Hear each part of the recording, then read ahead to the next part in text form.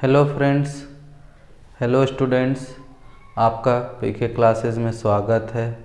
आप अगर मेरे चैनल पर पहली बार आए हैं तो मेरे चैनल को लाइक और सब्सक्राइब ज़रूर करें। तो आज हम लोग पॉलिनोमियल के next topic factorisation of polynomials के बारे में बात करेंगे। जैसा कि हमने पहले के क्लासेस में पॉलिनोमियल्स के इंट्रोडक्शन के बारे में और जीरो ऑफ पॉलिनोमियल के बारे में जाना था। अब हम लोग फैक्टराइजेशन ऑफ पॉलिनोमियल के बारे में जानेंगे, जिसमें हम लोग फैक्टर थ्योरम के बारे में जानेंगे और साथ ही साथ ये भी तरीका सीखेंगे कि किस तरीके से हम लोग पॉलिनोमियल को फैक्टराइज करते हैं। तो सबसे पहले हम लोग फैक्टर थ्योरम के बारे में जानते हैं क्या कि हमारा कोई भी पॉलिनोमियल अगर px दिया हुआ है, जहाँ पर पॉलिनोमियल का जो डिग्री होगा वो ग्रेटर देन 1 और 1 के इक्वल होगा, तो उस केस में अगर a हम लोग एक रियल नंबर को लेते हैं कि अगर हमारे पास कोई एक रियल नंबर a है, उसको अगर हम लोग कंसीडर करें तो वो जो वैल्यू होगा अगर उसको हम x के साथ सब्ट्रैक्ट करें तो वो पॉलिनोमियल का फैक्टराइजेशन होगा अगर p a का वैल्यू जो है वो 0 होना चाहिए। और दूसरा केस क्या है हमारे पास कि पी ए इज 0 अगर x माइनस ए जो है फैक्टर ऑफ पी एक्स होगा। अगर हम एग्जाम्पल के तौर पे बोलें तो अगर हमारे पास एक एग्जाम्पल का ले तो अगर x square plus 2x plus 4 है कि ये हमारा क्या होगा कि एक इक्वेशन है। अगर हम लोग यहाँ पर a इज इक्वल टू एक नंबर मानते हैं, मान लीजिए a, तो ये x minus 1 is equal to 0, ये जो है वो हमारा फैक्टराइज होगा। मतलब कि ये जो अगर हम लोग जहाँ जहाँ पर x है वहाँ वैल्यू अगर 1 रखें तो इसका वैल्यू 0 आना चाहिए। मीन्स हम लोग जो a वैल्यू मान रहे हैं उसका वैल्यू अगर 0 आएगा तो हम लोग कह सकते हैं कि जो हमारा दिया हुआ जो इक्वेशन है वो फैक्टराइज हो जाएगा। तो इसी चीज़ का इस्तेमाल के लिए हम लोग जो तरीका पढ़ेंगे उसको हम लोग बोलते हैं factorisation by middle splitting of middle term. Means हम लोग जो तरीका अपनाएंगे उस तरीके में हम लोग क्या करेंगे कि जो हमारे पास रूल है रूल है जो वो है middle term splitting, means splitting rule. इस रूल में हम लोग क्या करते हैं कि मिडिल टर्म को हम लोग स्प्लिट करते हैं। कैसे करते हैं कि मिडिल टर्म को ऐसे स्प्लिट किया जाता है कि अगर हम लोग ऐड या सब्ट्रैक्ट करेंगे मिडिल टर्म को तो वो मिडिल टर्म जो हमारा ओरिजिनली दिया हुआ रहेगा उसके बराबर आना चाहिए और मल्टीप्लाई करने पर फर्स्ट टर्म और थर्ड टर्म के इक्वल होना चाहिए। हमारा जो स्टेप है मीन्स रूल कह लीजिए या स्टेप होगा, वो रूल क्या है स्प्लिटिंग का, रूल फॉर स्प्लिटिंग का रूल क्या है? स्प्लिटिंग का रूल ये है कि if we split the middle term of polynomial equation, then if we add or subtract then it become equal to original middle term and if we multiply splitting terms then it become equal to first and last term. हमारा ये जो है rule ये है कि अगर हम लोग मिडिल टर्म को स्प्लिट करते हैं तो ऐड और सब्ट्रैक्ट करने पर ओरिजिनली जो हमारा इक्वेशन का मिडिल टर्म होगा उसके इक्वल आना चाहिए, और अगर उसको हम लोग मल्टीप्लाई करते हैं जो मिडिल टर्म को स्प्लिट किए उसको अगर हम लोग मल्टीप्लाई कर रहे हैं तो वो हमारा फर्स्ट और लास्ट टर्म के इक्वल आएगा।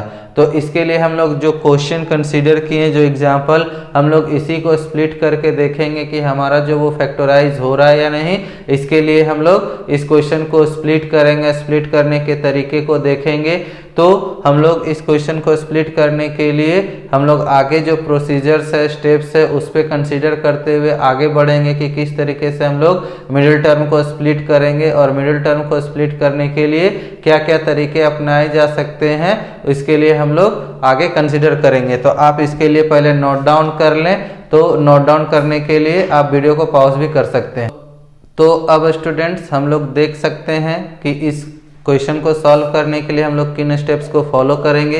तो सबसे पहले हम लोग स्टेप 1 जो हमारा है वो ये है कि हम लोग जो ये लास्ट टर्म है, इस लास्ट टर्म और इसके फर्स्ट कोफिशिएंट को, मीन्स जो फर्स्ट टर्म का कोफिशिएंट होगा और जो लास्ट टर्म होगा उसको आपस में मल्टीप्लाई करेंगे। फर्स्ट स्टेप क्या है कि मल्टीप्लाई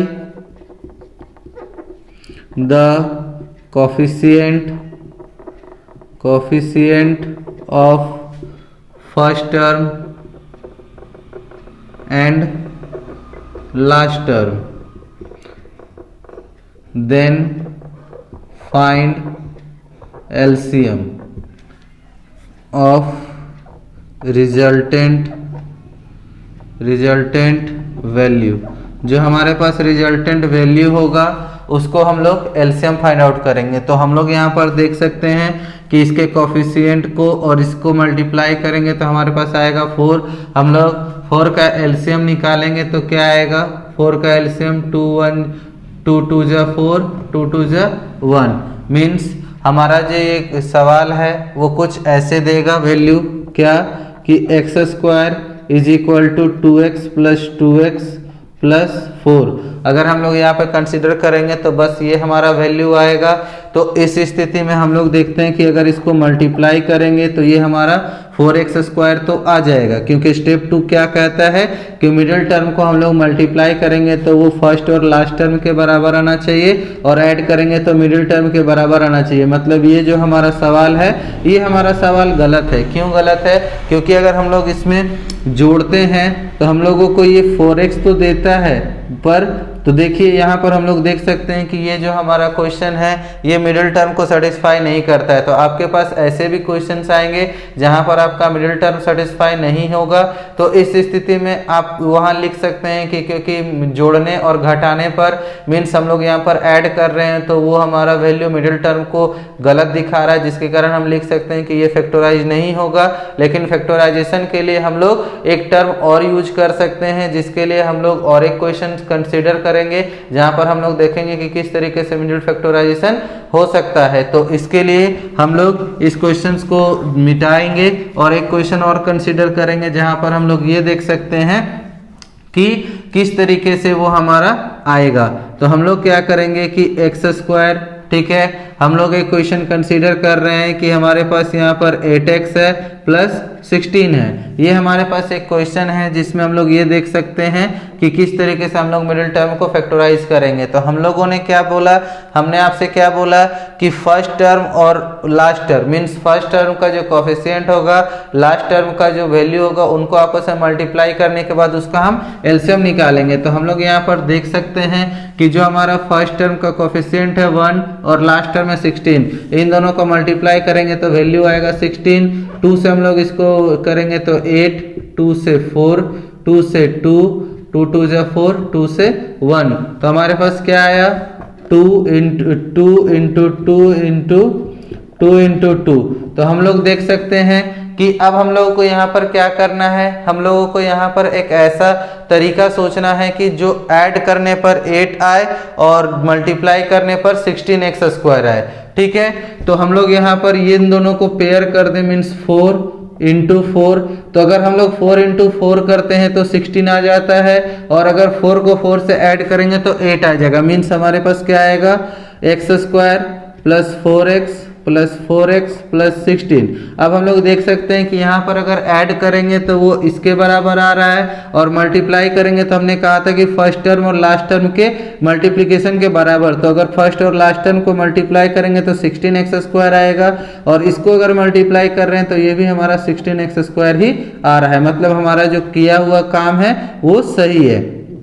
अब हम लोग इसको आगे प्रोसीड करते हैं। तो अब हमको इससे और इससे कॉमन टर्म्स निकालना है, मीन्स जो दोनों में इक्वल होगा हम लोग उसको यहाँ पर बाहर करेंगे। तो यहाँ पर देखिए हमारे पास क्या क्या है, x है, x है, मीन्स हम यहाँ से x कॉमन निकाल सकते हैं, और कुछ है क्या, नहीं। तो हमारे पास x प्लस 4 बच गया। यहाँ से भी हम लोग वही कंसीडर करेंगे। तो यहाँ पर हमारे पास x तो है लेकिन यहाँ x नहीं है, इसलिए हम लोग इसमें x कंसीडर नहीं कर सकते हैं। 4 का टेबल में ये दोनों आता है, मीन्स हम लोग यहाँ से 4 कॉमन लेंगे तो क्या बच जाएगा हमारे पास यहाँ पर x। अब 4 4 जा 16 मीन्स 4।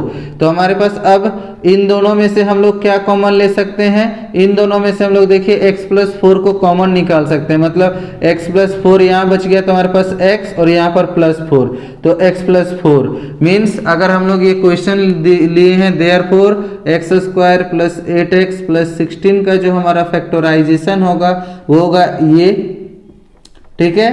तो इस तरीके से हम लोग और भी क्वेश्चंस कंसीडर करके ये देख सकते हैं कि हमारा दिया हुआ क्वेश्चन फैक्टराइजेशन दिखाता है कि नहीं। अगर हमारा मिडिल टर्म जो है सेटिस्फाई नहीं करेगा, मीन्स जो रूल है उसको सेटिस्फाई नहीं करता है, तो वो फैक्टराइज नहीं होगा। और अगर वो सेटिस्फाई करेगा तो हम लोग उसको इस तरीके से दिखा सकते हैं कि किस तरीके से फैक्टराइज होता है या नहीं। आज के लिए इतना ही। मेरे चैनल को लाइक और सब्सक्राइब करना ना भूलें और अपने दोस्तों में शेयर जरूर करें। धन्यवाद।